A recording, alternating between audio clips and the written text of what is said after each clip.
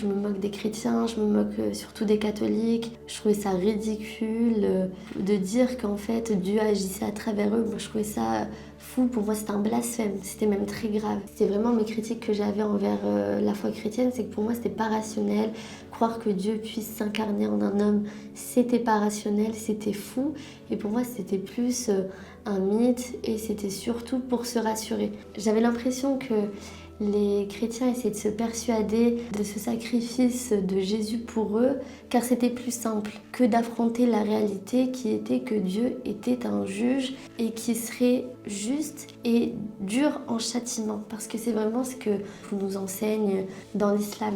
Je continue mon chemin de recherche et en fait plus j'apprends sur l'islam, plus je découvre des choses qui sont pas si belles, pas si jolie que ça, parce que moi au départ je grandis dans un islam qui est quand même, malgré toute cette peur du châtiment et de l'enfer qui était présente au quotidien, j'avais quand même une bonne vision de Mohammed. Pour moi c'était un homme très pieux, on nous dit qu'il préférait la paix à la guerre, et lorsque je commence à réellement aller en profondeur dans les écrits, je découvre un autre visage de Mohammed. C'est plus cet homme forcément doux tout le temps, et là je découvre les guerres. On nous a toujours dit que ça a toujours été des guerres défensives, mais lorsqu'on creuse un peu plus, on se rend compte que l'une des premières guerres, c'est Mohammed qui attaque les caravanes des Quraysh. Donc je tombe un peu des nues.